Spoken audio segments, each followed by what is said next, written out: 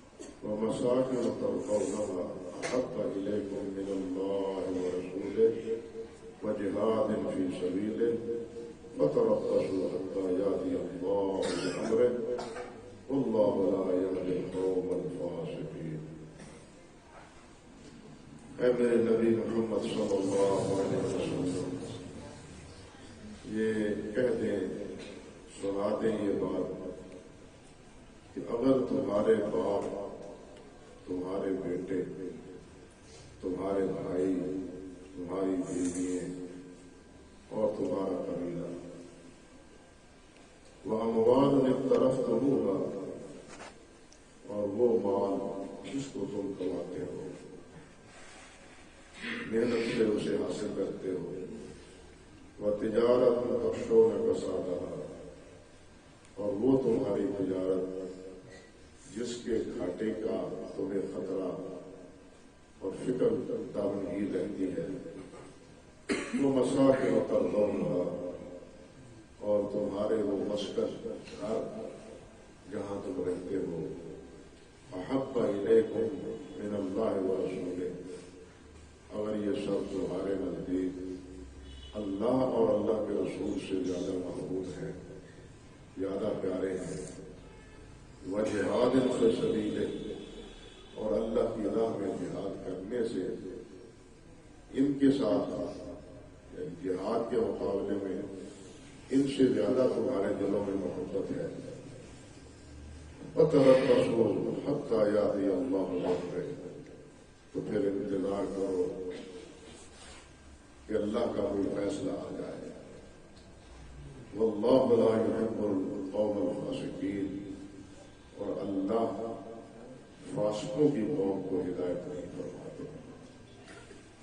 محترم حضرات، یہ سورۃ توبہ کی آیت نمبر 24 ہے، جس کے الفاظ اور ترجمہ میں نے آپ کے سامنے پڑھا اور آپ کو سنایا ہے۔ علماء نے لکھا ہے اس بارے میں کہ یہ آیت دلوں کو ہلا دینے والی اور انسانوں کو فکر ڈالنے والی آیت ہے۔ فکر اس میں کیا ہے، کہا کیا گیا ہے؟ اللہ نے یہ بات آپ سے اعلان کہہ کے اعلان کروائی ہے کہ اگر تمہارے والدین، تمہاری اولاد، تمہاری بیوی، تمہارے مال، تمہارے مسکن، تمہاری تجارت، یہ سب تمہیں زیادہ محبوب ہے اللہ اور اللہ کے رسول سے، اللہ اور اللہ کے رسول سے یہ تمہیں زیادہ محبوب ہے، اور اللہ کی راہ میں جہاد کرنے سے زیادہ یہ چیزیں محبوب ہیں تمہیں، تو پھر اللہ کے فیصلے کا انتظار کرو کہ تمہارے مقدر میں اللہ کیا فیصلہ فرماتے ہیں۔ اور ساتھ یہ بھی بات لکھ دے دی کہ فاسقوں کو اللہ رب العزت ہدایت نہیں دے گا۔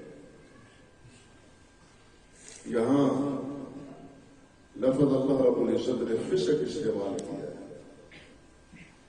فسق کے عموماً معنی ہم یہی سمجھتے ہیں اور کرتے ہیں کہ اس کے معنی گناہ اور نافرمانی کے، کہ انسان کو اللہ اور اللہ کے رسول صلی اللہ علیہ وسلم کو حکم فرمائے اور یہ انسان اس کی نافرمانی کرے تو یہ نافرمانی فسق۔ لیکن اس فسق میں چھوٹی سے چھوٹی نافرمانی بھی شامل ہے اور بڑی سے بڑی نافرمانی بھی شامل ہے، حتیٰ کہ یہ فسق کا لفظ کفر کو بھی شامل ہے، کفر پر بھی اس کا اطلاق ہوا ہے۔ اور اس آیت کے تناظر میں جو یہاں فرمایا گیا ہے کہ اللہ يحب القوم الفاسقین، تو یہاں بھی فاسقین سے مراد یہی کافر گناہگار فاسق ہے۔ یہ بالکل اسی طرح ہے جس طرح قرآن مجید میں ظلم کا لفظ استعمال ہوا ہے۔ ظلم کے معنی حد سے تجاوز کرنا ہے، ظلم کے معنی حد سے تجاوز کرنا، حد سے بڑھنا ہے، اور یہ حد سے بڑھنا چھوٹے سے چھوٹا بھی جو اللہ تعالیٰ کی حد مقرر ہے اس سے آگے تجاوز کرنا وہ بھی ہے، اور بڑے سے بڑا گناہ حتیٰ کہ کفر و شرک وہ بھی اسی کفر میں شامل ہے۔ اللہ اکبر۔ آپ دیکھیے قرآن مجید میں اللہ جلال والاکرام نے سورۃ کہف میں ایک جگہ پہلے فرمایا ہے کہ وَإِذْ قَالَ رَبُّكَ لِلْمَلَائِكَةِ اسْجُدُوا لِآدَمَ فَسَجَدُوا إِلَّا إِبْلِيسَ كَانَ مِنَ الْجِنِّ فَفَسَقَ عَنْ أَمْرِ رَبِّهِ۔ یہاں غور کیجیے، فَفَسَقَ عَنْ أَمْرِ رَبِّهِ۔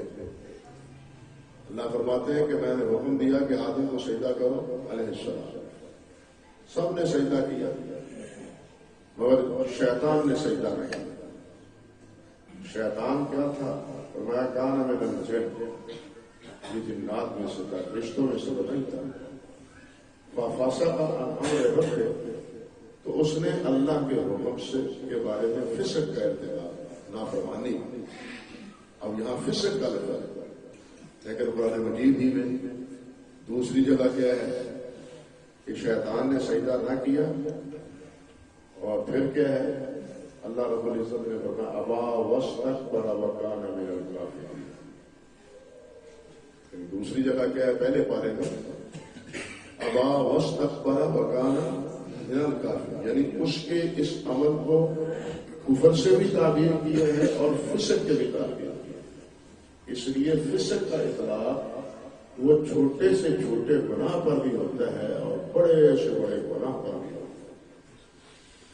اور یہ فسق ایمان کے مقابلے میں بھی قرآن مجید میں کئی جگہ استعمال ہوا ہے۔ صرف ایک مقام سامنے رکھیے، سورہ سجدہ میں اللہ رب العزت کیا فرما رہے ہیں؟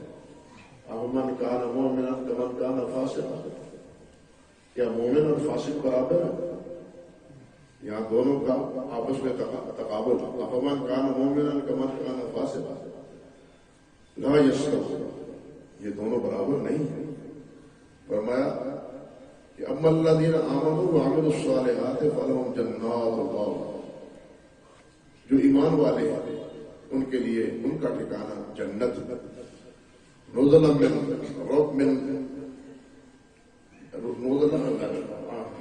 کیا فرمایا فلہم اجر جنات المأوى نزلا بما كانوا يعملون، جو کچھ وہ عمل کرتے تھے اللہ تعالیٰ ان کو ان کے عمل کا بدلہ عطا فرمائے گا۔ لیکن مقابلے میں کیا فرمایا؟ وَأَمَّا الَّذِينَ فَسَقُوا فَمَأْوَاهُمُ النَّارُ كُلَّمَا أَرَادُوا أَن يَخْرُجُوا مِنْهَا أُعِيدُوا فِيهَا۔ اللہ فرماتے ہیں لیکن جو فاسق ہے ان کا ٹھکانہ کیا ہے؟ ان کا ٹھکانہ جہنم ہے، وہ جہنم سے نکلنا چاہیں گے بھی تو نہیں نکل جا سکیں گے، ان کو جہنم سے نکال دیا جائے گا۔ یہاں ایمان کے مقابلے میں فاسق استعمال ہوا، فسق استعمال ہوا، اور یہاں بھی ایمان کے مقابلے میں فسق کا لفظ وہ کس پر ہوا ہے؟ وہ کفر پر اطلاق ہوا ہے، کیونکہ کافر کا ٹھکانہ جہنم ہے۔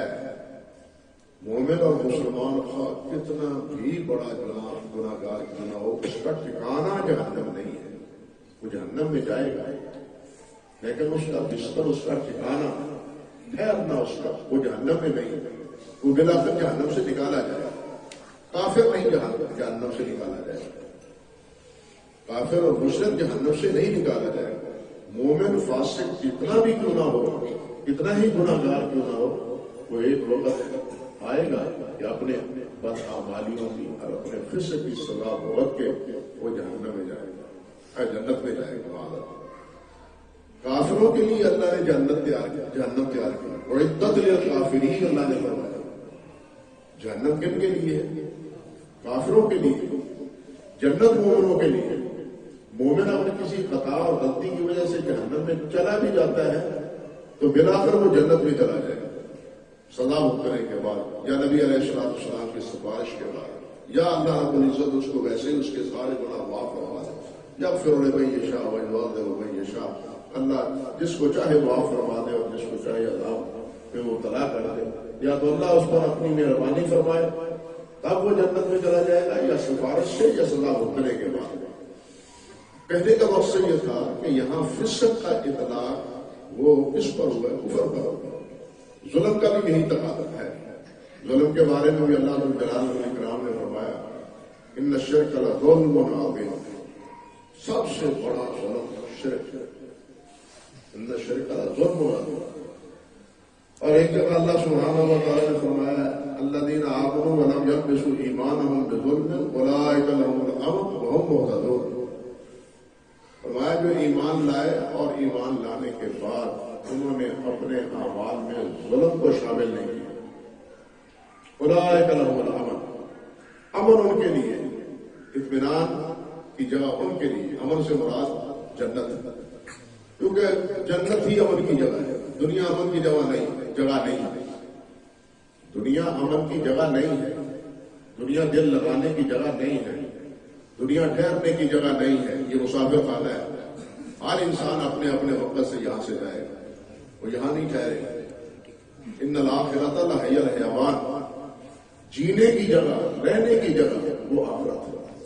دنیا رہنے کی اور جینے کی جگہ نہیں، جہاں ہر انسان اپنے اپنے دائرے میں فکر مند اور پریشان ہے.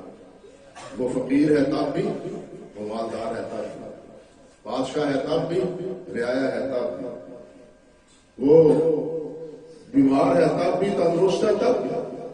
ہر لحاظ سے کوئی نہ کوئی فکر، کوئی نہ کوئی پریشانی اس دنیا میں ہے ہی ہے. لیکن اگر فکر بندی اور پریشانی نہیں ہے تو وہ جنت میں، جنت میں کوئی پشیمانی نہیں ہے. اس لیے رہنے کی جگہ اور امن کی جگہ کون سی ہے؟ جنت کی. اللہ وہ نصیب لگے. جہاں تو کوئی انسان کوئی بھی دیکھو، اس سے پوچھ کے دیکھ لو. وہ پنجابی میں جیسے کہتے ہیں اسم بولتے کچھ نہ کرو، بس کسی کو پوچھ لو، پھر دیکھو بھی اس کا حال کیا. آتا جاتا مال آنے جانے والا ہے، کاروبار میں بڑا مگن ہے، شام کو بڑی تجارت اس کی چمکی ہوئی ہے، پیسے گھر آتے ہیں، دیکھنے کو بہت اچھا ہے، لیکن کتنی بیماریاں اور کتنی فکر مندیاں ہیں جن میں وہ خود مبتلا ہے. بلکہ میں تو سمجھتا ہوں کہ جو پیسے والا ہے وہ زیادہ فکر مند ہے، جس کے پاس پیسہ نہیں ہے وہ کم فکر مند ہے. پیسے والے کو پہلے پیسہ کمانے کی فکر ہے، پھر اس کو سنبھالنے کی فکر ہے، اس کو ڈبل فقیر کو تو صرف کمانے کی فکر ہے نا، سنبھالنے کی کیا فکر ہے اس کو تو سنبھالنے کی بھی فکر لگی ہوئی کہ کہیں کوئی سانحہ کوئی واقعہ نہ ہو جائے. تو خیر عرض یہ کر رہا تھا کہ بڑے سے بڑا ظلم بھی ہے ظلم، اور وہ کفر و شرک، اور چھوٹے سے چھوٹا ظلم وہ بھی. اس آیت میں اللہ جلال نے فرمایا الذین آمنوا ولم یلبسوا ایمانہم بظلم، جو ایمان لائے اور اپنے ایمان میں ظلم کو شامل نہیں کیا، اولئک لہم الامن، ان کے لیے جنت ہے، اولئک ھم المہتدون، اور یہی ہدایت کا. جب یہ آیت نازل ہوئی تو حضرات صحابہ کرام رضوان اللہ علیہم اجمعین پشیمان ہو کے نبی علیہ السلام کی خدمت میں آتے ہیں اور عرض گزار ہوئے جناب ہم میں کون ہے جس سے ظلم نہیں ہوتا، جس سے زیادتی نہیں ہوتی، جس سے کوئی گناہ نہیں ہوتا. تو اس کا مطلب یہ ہے کہ ہم جنت میں نہیں جائیں گے. یہ صحابہ کرام کی خدمت تھی. نبی علیہ السلام سے اس بات کا سوال کیا اور اس آیت کو سمجھنا چاہتا. تو نبی علیہ السلام نے ان کو سمجھایا کہ یہاں ظلم سے مراد جو تم سمجھ رہے ہو وہ ظلم نہیں ہے، وہاں ظلم سے مراد کفر و شرک ہے. یہاں ظلم سے مراد کیا ہے؟ ظلم و کفر و شرک. تو جس طرح یہ ظلم، کفر اور شرک پر اور ادنا سے ادنا نافرمانی پر اس کا اطلاق ہوتا ہے، اسی طرح فسق جو ہے نا اس کا اطلاق بھی چھوٹے سے چھوٹے گناہ پر اور بڑے سے بڑے گناہ پر، حتیٰ کہ کفر. اللہ اکبر. اور اس آیت کے سیاق سے بھی یہ پتہ چلتا ہے کہ یہاں یہاں جو اللہ نے فرمایا کہ واللہ لا یہدی القوم الفاسقین، کہ اللہ ان فاسقوں کو ہدایت نہیں دیتا.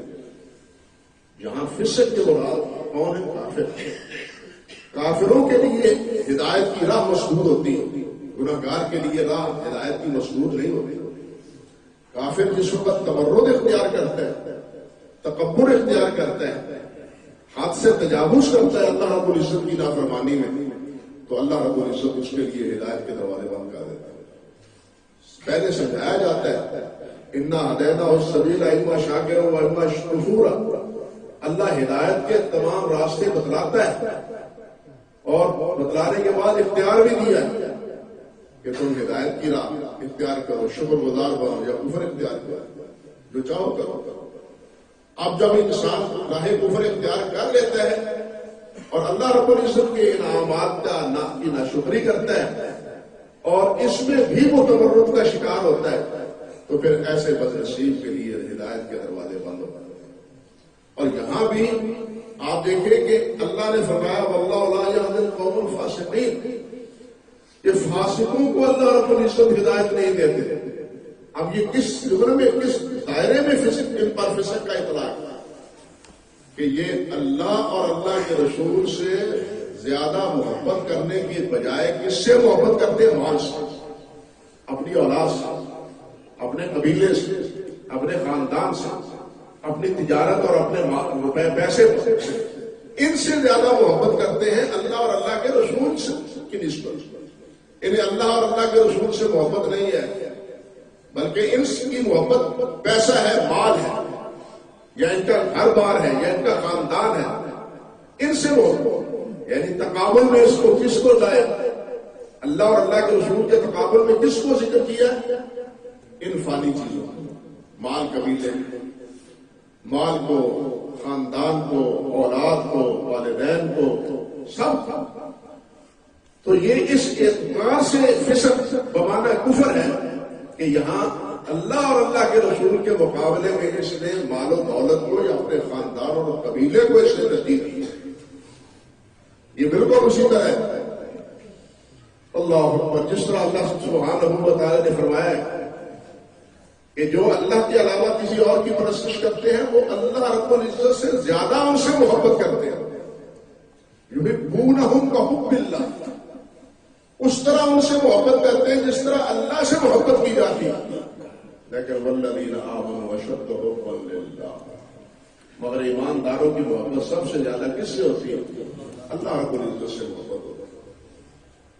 جو اللہ کے علاوہ کسی اور کی پرستش کرتے ہیں ان کی زیادہ محبت، ان کی زیادہ چاہت اور ان کا زیادہ تعلق، ان کا زیادہ التفات وہ ان کی طرف ہوتی ہے، اپنے بابوں کی طرف، اپنے مشائخ کی طرف، اپنے پیروں کی طرف، اللہ کی طرف۔ اور یہ امر واقع ہے آج بھی اور پہلے بھی، یہ بیماری آج بھی ہے اور پہلے بھی۔ اس دور میں بھی، نبی صلی اللہ علیہ وسلم کے دور میں بھی جب قرآن نازل ہوا اس وقت بھی یہ بیماری۔ آج اللہ کے گھر میں آ کے اللہ کی قسم اٹھانے کے لیے لوگ دریغ نہیں کرتے، قسم اٹھا لیں گے، لیکن جس پیر کے دربار پر آنا جانا ہوتا ہے اس پیر کے دربار پر کھڑے ہو کے قسم اٹھانا ان کے لیے ناجائز اور غلط ہوگا، گنجائش نہیں ہوتی اس کی۔ وہ کہتے ہیں یہاں ہم قسم نہیں کھا سکتے، ان کو زیادہ خوف اور ڈر پیر سے ہے، اللہ رب العزت سے نہیں۔ والذین آمنوا اشد حبا للہ، جس طرح یہاں کفر اور شرک کرنے والوں کو کیا کہا ہے کہ ان کی محبت اللہ کے مقابلے میں اپنے معبودوں سے زیادہ ہے، یہاں بھی گویا اللہ اور اللہ کے رسول سے محبت کے مقابلے میں کس سے محبت ہے؟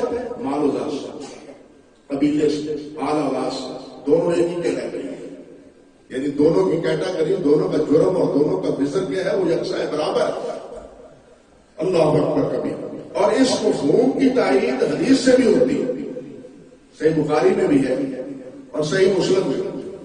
صحیح بخاری کے الفاظ تو حضرت ابو ہریرہ رضی اللہ تعالی عنہ سے کہ نبی علیہ الصلوۃ والسلام نے فرمایا والذی نفسی بیدہ، مجھے میرے اس اللہ کی قسم جس کے ہاتھ میں میری جان ہے، لا یؤمن احدکم حتی اکون احب الیہ من والدہ وولدہ، اللہ کی قسم جس کے ہاتھ میں میری جان ہے، تم اس وقت تک ایماندار نہیں ہو سکتے جب تک تمہارے دلوں میں اللہ کی محبت، اللہ کے رسول کی محبت وہ زیادہ ہو کس سے؟ والدہ وولدہ، باپ سے اور بیٹے سے، باپ اور بیٹے، ماں اور باپ دونوں، اس کو یہ لفظ شامل ہے، ماں باپ سے بھی اور اولاد سے۔ اور ایک حدیث میں حضرت انس رضی اللہ تعالیٰ عنہ کی جو روایت ہے صحیح مسلم، اس کے لفظ یہ ہے کہ آپ صلی اللہ علیہ وسلم نے فرمایا اللہ اکبر، لا یؤمن عبد حتی اکون احب الیہ من اہلہ ومالہ والناس اجمعین، فرمایا اس وقت تک ایماندار نہیں ہو سکتے جب تک تم اپنی جان سے، اپنے اہل و عیال سے، بلکہ سارے جہان کے لوگوں سے زیادہ میرے ساتھ محبت کرو، اپنی جان سے بھی، اپنے مال سے بھی اور اپنے سارے خیش قبیلہ بلکہ سب انسانوں سے، ان کے مقابلے میں مجھ سے محبت کرو۔ حدیث میں آتا ہے کہ حضرت عمر فاروق رضی اللہ تعالیٰ عنہ نبی علیہ السلام کے ہمراہ تشریف لے جا رہے ہیں آپ کے ساتھ. آپ نے حضرت عمر فاروق کا ہاتھ تھا تو نبی علیہ السلام سے مخاطب ہو کے حضرت عمر فاروق رضی اللہ تعالیٰ عنہ عرض کرتے ہیں یا رسول اللہ انت احب الی من کل شیء الا من نفسی. حضور اللہ کی قسم آپ مجھے ہر چیز سے پیارے اور محبوب ہیں الا من نفسی مگر میرے نفس سے. میرے نفس سے مجھے میرا نفس میری جان یہ بڑی عزیز ہے. نبی علیہ السلام نے کیا فرمایا؟ لا عمر نہیں، لا والذی نفسی بیدہ حتی اکون احب الیک من نفسک. عمر اس وقت تک ایمان کامل نہیں ہے جس وقت تک اپنی جان سے بھی زیادہ مجھ سے محبت ہے. اللہ اکبر. اب یہ دیکھیے واقعہ ہوا ہے، سانیہ ہوا ہے. حضرت عمر فاروق رضی اللہ تعالیٰ عنہ فرماتے ہیں کہ میری آپ سے سب سے زیادہ محبت ہر ایک سوائے میری جان. آپ نے فرمایا نہیں، ابھی بات نہیں بنے گی، ایمان کامل ابھی نہیں. یہ اسی وقت ہے جب اپنے آپ سے بھی زیادہ مجھ سے محبت. پھر حضرت عمر فاروق رضی اللہ تعالیٰ عنہ نے عرض کیا کہ حضور اگر یہ بات ہے تو آپ سے محبت میرے نفس سے بھی مجھے زیادہ ہے. میرے نفس کی مجھے کوئی ضرورت نہیں، جان کی کوئی میری جان بھی آپ پر قربان، میرا مال بھی آپ پر قربان، میرے آل اولاد بھی آپ پر قربان، سب کچھ آپ پر قربان. اللہ اکبر. اور پھر تو بات یہاں تک ہوئی اللہ اکبر. ایک مرحلے پر ایک موقع پر حضرت عباس سے فرمایا رضی اللہ تعالی عنہ سے حضرت عمر فاروق رضی اللہ تعالی عنہ کہ مجھے جناب آپ کا ایمان لانا مجھے زیادہ پسند تھا اس سے کہ میرا باپ خطاب ایمان لاتا. عباس سب جو کیا ہے عمر بن خطاب ہے نا، کہتے ہیں خطاب میرے باپ کے ایمان لانے سے زیادہ میں پسند کرتا تھا کہ عباس آپ ایمان لے آتے. اب باپ کے بارے میں یہ اور تقابل کس کے ساتھ؟ حضرت عباس کے ساتھ. کیوں؟ کہتے ہیں یہ اس لیے کہ آپ کا ایمان لانا یہ اللہ کے رسول کو زیادہ پسندیدہ تھا میرے باپ کے ایمان لانے سے. دادا کی پھر یہ محبت کا احساس کہاں پیدا ہوگا کہ آپ کی محبت زیادہ تھی، چاہت زیادہ تھی کہ عباس مسلمان ہو. جتنی خوشی آپ کو عباس کے مسلمان ہونے پر تھی اتنی خوشی خطاب کے مسلمان ہونے پر نہیں. پھر تو یہ بات ہوئی حضرت عمر فاروق رضی اللہ تعالیٰ عنہ. اللہ اکبر کبیرہ. حضرت عبداللہ ابن مسعود دعویٰ ہم بڑے کرتے ہیں، بڑے لمبے چوڑے، نبی علیہ السلام سے محبت، اللہ رب العزت سے محبت. کاش کہ ہمیں اپنے اس دعوے کے مطابق کچھ عمل کی بھی اللہ توفیق عطا فرمائے.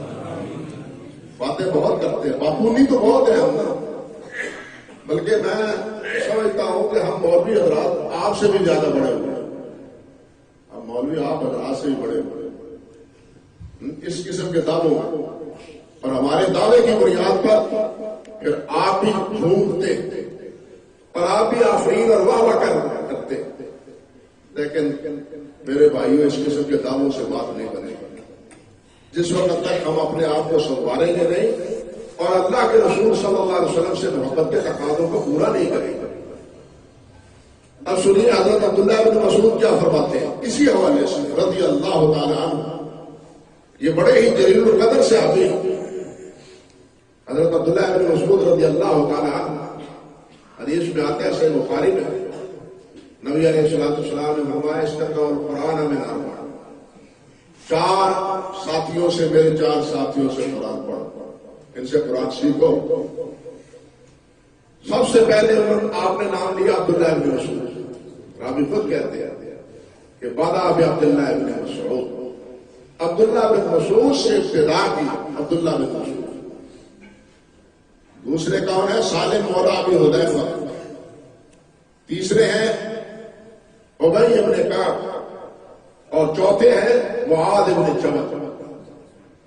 ایک لفظ ہے خذ القرآن على اربع، اور ایک میں استقراء القرآن میں آتا کہ چار میرے ان ساتھیوں سے قرآن. یہ چاروں بڑے جلیل القدر اور عظیم صحابہ میں شامل ہیں. حضرت ابی بن کعب رضی اللہ تعالیٰ عنہ، نبی علیہ السلام نے انہیں فرمایا کہ ابی، اللہ نے پیغام بھیجا ہے مجھے کہ ابی کو سورۃ بینہ سناؤ. اللہ اکبر.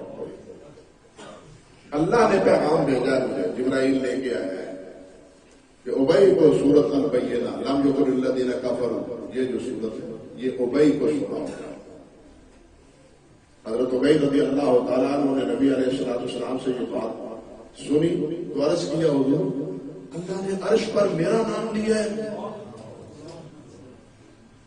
اللہ. نبی علیہ السلام نے فرمایا ہاں تیرا نام لے کے جو ابی سے قرآن سناؤ. تو حضرت ابی رضی اللہ تعالیٰ عنہ زارو قطار ہو گئے. یہ ابی ابن کعب یعنی قراء صحابہ کرام میں شمار ہوتے. حضرت عبداللہ بن عباس، عبداللہ بن مسعود رضی اللہ تعالیٰ عنہ، یہ اولین مسلمان ہونے والے صحابہ کرام میں مہاجرین میں سے. اور صحیح بخاری کی روایت ہی ہے کہ نبی علیہ السلام کی ہر سمت پر ادا، اٹھنا بیٹھنا لیٹنا کھانا پینا، یہ بالکل عبداللہ بن مسعود کا وہی تھا جو نبی کریم صلی اللہ علیہ وسلم.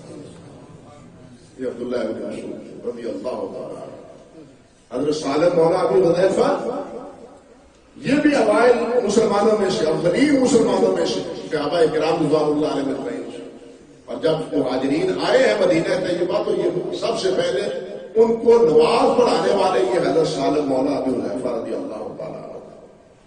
حضرت معاذ بن جبل یہ بھی بڑے ہی چہیتے اولین مسلمان. یہاں سے جس وقت مدینے سے ساتھی گئے ہیں بیعت عقبہ میں، وہ بیعت عقبہ جو نبی علیہ السلام نے مدینہ والوں سے، یثرب والوں سے لی تھی، اس بیعت میں یہ حضرت معاذ بن جبل شامل تھے. یعنی ابتدائی مسلمانوں میں آپ کے مدینہ طیبہ تشریف لے جانے سے بھی پہلے حضرت معاذ رضی اللہ تعالیٰ عنہ نے اسلام کو قبول کیا. اور ایک مرحلے پر تو نبی علیہ السلام نے معاذ رضی اللہ تعالیٰ عنہ کا ہاتھ پکڑ کے فرمایا تھا کہ معاذ انی واللہ لا احبک، معاذ میں تم سے محبت کرتا ہوں. یہ تھے معاذ بن جبل رضی اللہ تعالیٰ. صحیح بخاری میں امام بخاری نے تو مختصراً ذکر کی ہے یہ روایت، اور ابن العرابی نے وہ جو میں مفصل روایت ذکر کی. خلاصہ اس کا کیا ہے کہ ایک مرحلے پر صحابہ کرام کو پکڑ لیتے، تعالوا نجلس بالایمان سعادہ، اور کچھ گھڑیے ایمان کی ہم ایمان کی حالت میں بیٹھ کے گزارے، ایمان کی حالت میں گزارے، اور بیٹھے اکٹھے.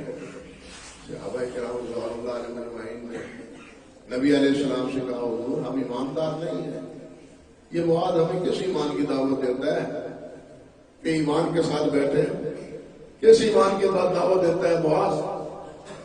نبی علیہ السلام نے وہاں فرمایا تھا دا قولہ، اس کا قول چھوڑو، فإن اللہ یباہی بہ فی الملائکہ، اللہ رب العزت فرشتوں میں معاذ پر فخر کرتے ہیں. یہ معاذ بن جبل، اللہ فرشتوں پر، فرشتوں کے سامنے یہ ہے میرا معاذ رضی اللہ تعالیٰ. تو یہ چار ہیں صحابہ رضوان اللہ علیہ اجمعین جن کے بارے میں نبی علیہ السلام نے فرمایا کہ استقرأ القرآن من اربع، ان چار سے قرآن مجید سیکھو. بہت سی باتیں ہیں لیکن چھوڑتا ہوں، ساری تفصیل موجود نہیں ہے. مختصر تعارف ذکر کیا ہے تاکہ پتہ چلے کہ ان کا مقام اور مرتبہ کیا. حضرت معاذ، عبداللہ بن مسعود، حضرت سالم مولا ابی حذیفہ، حضرت ابی بن کعب اور حضرت معاذ بن جبل. یہ جو نماز میں ہم دعا پڑھتے ہیں نماز کے بعد، رب اعنی علی ذکرک و شکرک، یہی دعا سکھائی تھی نبی علیہ السلام نے حضرت معاذ کا ہاتھ پکڑ کے. اللہ اکبر. اور وصیت کی تھی کہ یہ دعا پڑھتے رہنا. اللہ اکبر کبیر. تو یہی عبداللہ ابن مسعود فرماتے ہیں، امام بہقی نے ذکر کیا کتاب الآداب، عبداللہ ابن مسعود فرماتے ہیں رضی اللہ تعالی عنہ، اللہ اکبر، من احب ان یعلم انہ یحب اللہ ورسولہ، جو یہ جاننا چاہتا ہے کہ کیا واقعی میرے دل میں اللہ اور اللہ کے رسول کی محبت ہے یا نہیں، جو یہ معلوم کرنا چاہتا ہے کہ کیا اللہ اور اللہ کے رسول کی محبت میرے دل میں ہے، فرماتے ہیں کیا اسے غور کرنا چاہیے، اسے دیکھنا چاہیے، سوچنا چاہیے، کیا کہ من احب فإن كان يحب القرآن فإنه يحب الله ورسوله، اگر وہ قرآن سے محبت کرتا ہے تو وہ اس کی اللہ اور اللہ کے رسول سے محبت ہے، اگر قرآن سے محبت نہیں ہے تو اللہ اور اللہ کے رسول سے محبت میں جھوٹا ہے۔ یہ گویا ایک آئینہ ہے، ایک ترازو ہے، ایک تھرمامیٹر ہے، ایک میزان ہے ہمارے لیے، اور بھی بہت سی باتیں ہیں۔ عبداللہ ابن مسعود فرماتے ہیں رضی اللہ تعالیٰ عنہ کہ جو یہ جاننا چاہتا ہے کہ میرے دل میں اللہ اور اللہ کے رسول کی محبت ہے یا نہیں ہے، دعویٰ تو بڑا ہے، تو پھر اسے دیکھنا چاہیے کہ میری قرآن سے محبت ہے یا نہیں۔ اگر قرآن سے محبت ہے تو اللہ اور اللہ کے رسول سے محبت میں بھی سچا ہے، اگر قرآن سے محبت نہیں ہے تو پھر اللہ اور اللہ کے رسول سے محبت میں بھی وہ سچا نہیں ہے۔ یہ کیوں کہا؟ اللہ اکبر، یہ معیار کیوں دیا عبداللہ ابن مسعود رضی اللہ تعالیٰ عنہ نے؟ یہ معیار کیوں ذکر کیا؟ اس لیے کہ نبی علیہ الصلوۃ والسلام کی حیات طیبہ وہ پرتو تھی قرآن مجید کی۔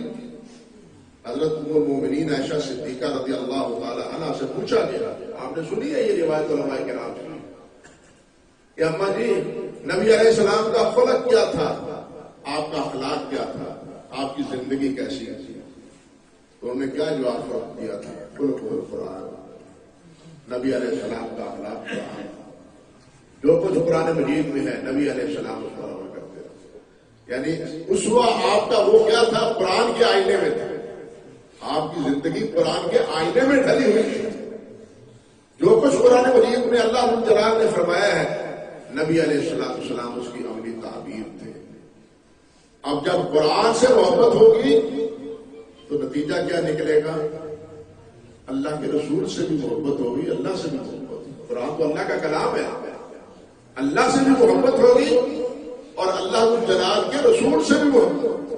اور اللہ کے رسول سے محبت اس لیے کہ نبی علیہ السلام کی حیات طیبہ قرآن ہی کا پرتو تھا۔ جس طرح کے علماء کہا کرتے ہیں کہ ایک قرآن وہ ہے یہ جو بیانۃ الفتح ہمارے ہاتھوں میں، اور ایک اس کی عملی تعبیر وہ جو مدینہ اور مکہ مکرمہ کی گلیوں میں چلتی پھرتی حضرت محمد رسول اللہ کی صورت سے صلی اللہ علیہ وسلم، قرآن کی چلتی پھرتی تعبیر اور تفسیر وہ آپ کی حیات طیبہ تھی۔ اس لیے جو اللہ اور اللہ کے رسول سے محبت کرتا ہے، اللہ کی رسول کی ادائیں محبوب ہے یا نہیں؟ محبوب کی ہر ادا محبوب ہوتی ہے، محبوب کا ہر بول محبوب ہوتا ہے، محبوب کا ہر طور طریقہ محبوب ہوتا ہے، اور یہاں محبوب کا طریقہ تو قرآن کا پرتو ہے۔ جب یہ حقیقت ہے تو پھر اصل بنیاد کیا ہے؟ قرآن، کہ قرآن کے ساتھ محبت ہے۔ ہمیں سوچنا چاہیے کہ ہم کتنا قرآن پڑھتے ہیں اور کتنا قرآن مجید پر عمل کرتے ہیں اور کتنا نبی علیہ السلام کی حیات طیبہ کو اپناتے ہیں، یہ ہمارے لیے معیار ہے۔ ایک روایت اسی حوالے سے اور سنی، حضرت عبداللہ بن عبد الرحمن بن حارث فرماتے ہیں رضی اللہ تعالیٰ عنہ، ہم نبی علیہ السلام کے پاس بیٹھے تھے کہ آپ نے وضو کے لیے برتن رکھا، پانی میں آپ نے وضو کیا، یا بنے آپ وضو سے فارغ ہوئے فاسو نہ ہو، ہم نے بھی وہ برتن سے چلو چلو پانی لے کے پینا شروع کر دیا۔ صحابہ کرام تو آپ کے اعضاء سے نیچے گرنے والے پانی اس کو بھی نیچے نہیں گرنا دیتے۔ یہاں صورتحال کیا ہے کہ وہ جو برتن میں پانی بچا تھا اس کو گھونٹ گھونٹ سب سے آدھا پی رہے جو وہاں بیٹھے تھے۔ نبی علیہ السلام نے فرمایا فقال ما حملکم علی ما فعلتم، یہ کیوں کر رہے ہو، ایسا کیوں کر رہے ہو، یہ گھونٹ گھونٹ پانی کیوں دے رہے ہو؟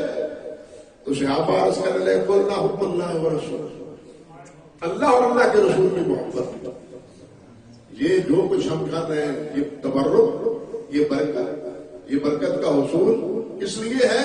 اللہ اور اللہ کے رسول کی محبت۔ اللہ اکبر۔ اب اللہ کے رسول کی بات فرماتے ہیں قال فإن أحببتم أن يحبكم الله ورسوله، اگر تم چاہتے ہو کہ اللہ اور اللہ کے رسول تم سے محبت کریں تو پھر کیا ہے؟ فَأَدُّوا إِلَيْكُمْ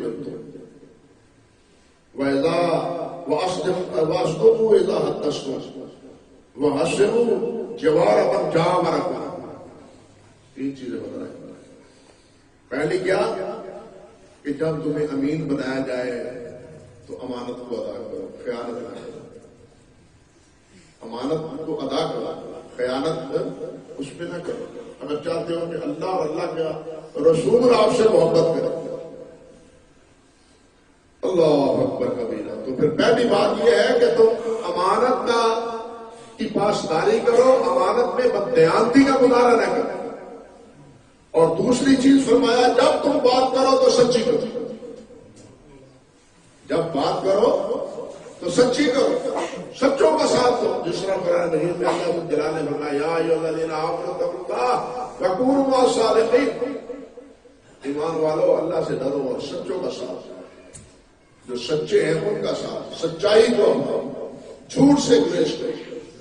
اور جس طرح پہلے میں نے فسق اور ظلم کے بارے میں عرض کیا ہے، یہ جھوٹ چھوٹے سے چھوٹا جھوٹ بھی ہے اور بڑے سے بڑا جھوٹ بھی۔ ایک صحابی ابو داؤد نے غالباً روایت، چھوٹے تھے، نبی علیہ السلام ان کے گھر تشریف فرما تھے، نبی علیہ السلام نے سنا کہ اس بچے کو، چھوٹے سے آدمی کو اس کی والدہ بلا رہی تھا، ادھر آؤ میں تمہیں کچھ دوں، ادھر آؤ میں تمہیں کچھ دوں۔ نبی علیہ السلام نے فرمایا اللہ کی بندی کیا دینا چاہتی تھی؟ اس نے عرض کیا اپنے بیٹے کو کھجور دینا چاہتی تھی، کھجور دینے کے لیے بلا رہی تھی۔ آپ نے فرمایا اگر تو کھجور نہ دیتی تو تیرے نامہ اعمال میں ایک ضرور لکھا جاتا، اگر نہ دیتی تو تم نے کہا تھا نا کہ آؤ میں تمہیں کچھ دوں، اگر کچھ نہ دیتی، اب تو دے دی تم نے کھجور، اگر کچھ نہ دیتی، جو وعدہ کیا تھا کہ کچھ دوں تو نہ دے، تیرے وعدہ کرنے کے بعد نہ دے تو تیرے نامہ اعمال میں کیا لکھا جاتا ہے؟ ایک جھوٹ۔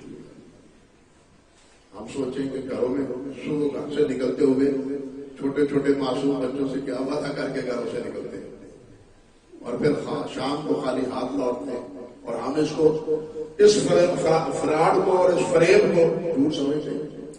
ہم یہ سمجھتے ہیں بچے کو کیا کیا ہے، نچا دیا، وقت گزار دیا، لیکن یہ ہمارے نامہ اعمال میں یہ بھی یہ چھوٹے سے چھوٹا جھوٹ بھی ہے اور بڑے سے بڑا، یہ شرک سب سے بڑا جھوٹ، شرک گناہ کیوں ہے؟ یہ سب سے بڑا گناہ ہے جھوٹ۔ شرک سب سے بڑا گناہ کیوں ہے؟ کہ یہ سب سے بڑا جھوٹ ہے کہ غلام کو مالک کے مقام پر بٹھا دیا، عابد کو معبود بنا دیا جائے، ساجد کو مسجود کا درجہ دے دیا جائے، یہ سب سے بڑا جھوٹ۔ جو مخلوق ہے اس کو خالق کے درجے پر بٹھا دیا جائے، یہ شرک سب سے بڑا جھوٹ، اس لیے سب سے بڑا گناہ بھی ہے۔ عرض کرنے کا مقصد یہ تھا کہ نبی علیہ السلام نے پہلی بات تو یہ ارشاد فرمائی کہ جب امانت ہو تو اس پہ خیانت نہ کرو، اور جب بات کرو تو ہمیشہ سچی بات کرو، اور تیسری چیز وَآسِنُوا جَوَارَ امن جاورکم، اور جو تمہارا پڑوسی ہے اس کے ساتھ حسن سلوک کا اہتمام کرو، اس سے حسن سلوک، اچھا سلوک اختیار کرو، برا سلوک نہ کرو۔ یہ تین چیزیں آپ نے بتلائی اور فرمایا اس کا اہتمام کرو، اللہ اور اللہ کے رسول تم سے محبت کریں۔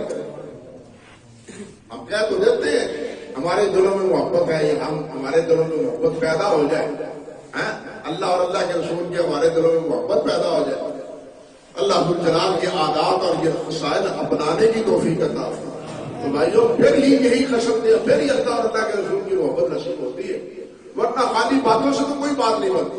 باتوں سے تو کبھی مسئلہ حل ہوا ہے، عمل سے حل ہوا، باتوں سے کبھی کوئی مسئلہ حل نہیں۔ حضرات صحابہ کرام رضوان اللہ علیہ اجمعین ہے، ان کی حیات قول سے نہیں عمل سے تعبیر تھی، اور انہوں نے محبت کے وہ نمونے چھوڑے ہیں کہ جن کی مثال نہ پہلی امتوں میں ملتی ہے اور نہ صحابہ کرام کے بعد کسی اور سے ملتی ہے۔ ایسی محبت کی مثالیں چھوڑی۔ یہی عبداللہ بن مسعود رضی اللہ تعالیٰ عنہ جن کی بات میں پہلے عرض کر رہا تھا، نبی علیہ السلام خطبہ ارشاد فرما رہے ہیں، ابو داؤد کی روایت، نبی علیہ السلام خطبہ ارشاد فرما رہے ہیں، کچھ ساتھی باہر ہیں اور عبداللہ بن مسعود مسجد میں آ رہے ہیں۔ اب دروازے میں ایک قدم آگے ہے اندر اور ایک باہر۔ نبی علیہ السلام نے فرمایا اجلسو، بیٹھ جاؤ۔ عبداللہ بن مسعود نے پچھلا قدم اٹھا کے آگے نہیں رکھا، وہیں بیٹھ گئے۔ اندازہ کیجیے، یہ ہے محبت اور یہ ہے اطاعت اور یہ ہے فرم برداری۔ حالانکہ اگر پچھلا قدم اٹھا کے آگے قدم کے ساتھ ملا کے بیٹھ جاتے تو اس میں کیا فرق پڑتا؟ آنا تو اندر ہی تھا، لیکن جب کان میں یہ لفظ اجلسو پڑے تو پچھلا قدم آگے نہیں، وہی قدم اٹھا بیٹھ گئے۔ نبی علیہ السلام نے اشارہ کیا کہ آگے آ جاؤ، بیٹھو، پھر آگے بڑھ کے قدم اٹھا کے آگے بیٹھے صحیح طور پر۔ اللہ، بلکہ شارحین نے لکھا ہے، حافظ رحمۃ اللہ علیہ نے بھی، کہ ایک صحابی بازار میں آ رہا تھا مسجد کے پڑوس میں، اللہ مسجد کے پڑوس میں، ابھی مسجد میں پہنچا نہیں ہے، اس کے کان میں یہی آواز پڑ گئی، نبی علیہ السلام تو وہی بیٹھے، بازار ہی میں بیٹھے، آگے بڑھنے کی کوشش کی ضرورت ہی نہیں۔ نبی علیہ السلام نے دیکھا ایک آدمی کو، ایک ساتھی کو، سلام دیا اس نے، تو اس کے ہاتھ میں کیا تھا؟ ایک سونے کی انگوٹھی، سونے کی انگوٹھی۔ نبی علیہ السلام نے یہ جہنم کا کڑا پہنا ہوا ہے تم نے، یہ جہنم کی انگوٹھی پہنی ہوئی ہے تم نے؟ آج ہمیں تو کوئی بچاؤ نہیں اور کوئی اس کا احتیاط نہیں۔ مردوں کے لیے نبی علیہ السلام نے فرمایا ہذان حرامان علی ذکور امتی، یہ دونوں ریشم اور سونا میرے امت کے مردوں پر حرام ہے، میری امت کے مردوں پر حرام ہے یہ دونوں چیز۔ اب اس نے کیا کیا؟ ہاتھ میں انگوٹھی پہنی ہوئی ہے، نبی علیہ السلام نے اس طرح کھینچ پھینک دیا۔ ہم کو جرت کر سکتے ہیں اس کے جھگڑا شروع ہو جائے، یہ تو میرے سسرال نے دی، میرے رشتے نے دی ہے، فلاں نے دی ہے، فلاں نے دی، 100 تو دیے، ابھی اتار دیتے ہیں، چھوڑ دیتے ہیں۔ اللہ اکبر کبیر۔ نبی علیہ السلام نے فرمایا ساتھ ذرا تنبیہ فرمائی اور انگوٹھی اٹھا، یہ کیا جہنم کا گڑا پہن رکھا ہے تو نے؟ نبی صلی اللہ علیہ وسلم تشریف دے، انگوٹھی پڑی، صحابہ رضوان اللہ علیہ اجمعین کہنے لگے یار اٹھا لا، انگوٹھی اٹھا لے، اس کو فروخت کر دے، گھر والوں کو دے دے۔ قربان جاؤں وہ کہنے لگا جس کو اللہ کے رسول نے پھینک دیا ہے میں اس کو اٹھا کے لے جانے کے لیے تیار نہیں۔ اندازہ کیا آج محبت کے دعووں میں کیا کچھ کیا جا رہا ہے اور کیا کچھ کرنے والے کرتے ہیں، لیکن محبت تھی، پیار تھا نبی علیہ السلام سے۔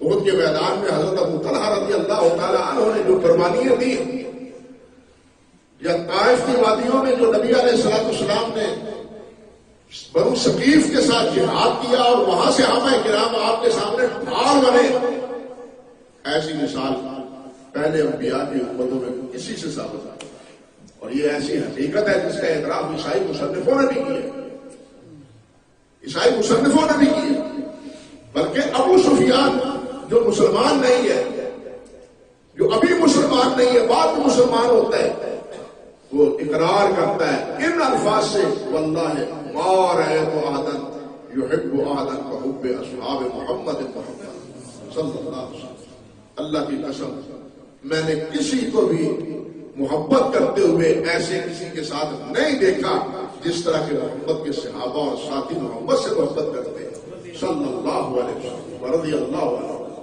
ایسے کو اللہ الجلال والاکرام نے رضی اللہ عنہ ورضوا عنہ کے تقبے نہیں دیے.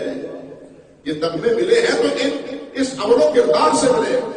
صرف زبان سے بڑی محبت لے کے سر کو جما کے محبت کے جناب گن گاتے رہنا، یہ محبت نہیں ہے. محبت اس وقت جب عمل سے اس کا اظہار اور عملی مظاہرہ اس سے، نبی علیہ السلام کی ادائیں، نبی علیہ السلام کے بول، نبی علیہ السلام کے فرامین، نبی علیہ السلام کی وقع و قطع، یہ ساری چیزیں انسان کو محبوب ہوں اور یہ نبی صلی اللہ علیہ وسلم کے رنگ میں رنگا جائے تو یہ محبت صبغۃ اللہ ومن احسن من اللہ صبغۃ. گویا اس رنگ میں رنگا جائے تو پھر اللہ کے رسول کے ساتھ اور اللہ کے سے محبت. ہمارے ہاں یہاں تو اللہ اکبر، جس سے عقیدت ہے، جس سے محبت ہے، ہم اس کی ٹوپیاں بھی، اس کی پگڑیاں بھی، اس کا رنگ بھی، اس کا ڈھنگ بھی، وہ سب اپناتے ہیں. میڈیا میں یہ سب چیزیں آتی ہیں. سوال یہ ہے، یہ تو ان چاہنے والوں کا رنگ ڈھنگ ہم نے اپنایا، سرکار دو عالم صلی اللہ علیہ وسلم کا رنگ ڈھنگ ہم نے کیا اپنایا؟ آپ کا رنگ ڈھنگ آپ نے کس طرح اپنایا؟ آپ کی وضع قطع ہم نے کتنی کی اپنائی ہے اور اس کو اختیار کیا. تو میرے بھائیوں، باتوں سے نہیں بلکہ عمل سے. صحابہ کرام رضوان اللہ علیہ اجمعین نے محبت کے صرف زبانی ہی دعوے نہیں کیے، صرف زبانی ہی نہیں. حضرت انس فرماتے ہیں رضی اللہ تعالی اللہ اکبر کبیرہ کہ ایک ساتھی آئے، نبی علیہ السلام کا ہاتھ مبارک پکڑا اور عرض کرنے لگے دلنی، حضور مجھے بتلائیے، دلنی کوئی عمل بتلائیے کہ میں جنت میں چلا جاؤں، اور یہ بتلائیے قیامت ہے تو کب ہے، متی الساعہ، قیامت کب ہے. اللہ نبی علیہ السلام نے فرمایا ماذا اعددت، قیامت کا سوال کر رہا ہے، قیامت کے لیے تیاری کیا کیا، قیامت کی تیاری کیا کی. اس نے کیا کہا؟ میں نے کہا کہ کوئی تیاری نہیں، مگر انی احب اللہ ورسولہ، بس یہ ہے کہ میں اللہ اور اللہ کے رسول سے محبت کرتا ہوں. یہی سب سے بڑا ہوتا ہے آپ سے محبت کا، یہی میرے پاس ہے. نبی علیہ السلام نے فرمایا المرء مع من احب، قیامت میں انسان اسی کے ساتھ ہوگا جس سے محبت ہوگا. حضرت انس فرماتے ہیں رضی اللہ تعالیٰ کہ نبی علیہ السلام کا یہ فرمان سن کے ہم صحابہ کرام نے بڑی خوشی کی لہر کہ ہم اور تو کچھ نہیں ہے، اللہ اور اللہ کے رسول سے محبت کرتے ہیں. حضرت انس فرماتے ہیں کہ میرا حال یہ ہے وانا احب رسول اللہ صلی اللہ علیہ وسلم و ابا بکر و عمر، میں اللہ سے کے رسول سے، ابو بکر سے اور عمر سے محبت کرتا ہوں. میرے اعمال تو ان کے اعمال کے برابر نہیں ہیں لیکن ان سے محبت کرتا ہوں اور مجھے امید ہے کہ میرا حشر ان کے ساتھ ہوگا. میرا حشر نبی علیہ السلام کے ساتھ، ابو بکر اور عمر کے ساتھ. تو اللہ سبحانہ و تعالیٰ بھائی ہمارے دلوں میں بھی اپنے رسول صلی اللہ علیہ وسلم اور اپنی محبت پیدا کرتا اور ہمیں اپنا اور اپنے پیارے پیغمبر کا سچا تابع دار اور اللہ رب العزت نے بھی فرمایا قل ان کنتم تحبون اللہ فاتبعونی یحببکم، کہ ایک ہی معیار ہے. اگر تمہیں دعویٰ محبت ہے تو پھر میرے نبی محمد کی تابع داری صلی اللہ علیہ وسلم. ان کی تابع داری ہے تو اللہ کے ساتھ محبت صحیح ہے، اگر ان کی تابع داری نہیں ہے تو اللہ سے محبت نہیں ہے. تو اللہ رب العزت ہمیں آپ کی تابع داری کی توفیق عطا فرمائے، محبت کی توفیق عطا فرمائے، اور اللہ رب العزت ہمیں گمراہیوں سے بچا کے اللہ رب العزت صراط مستقیم پر ہمیں کامیاب فرمائے. وآخر دعوانا ان الحمد للہ رب العالمین.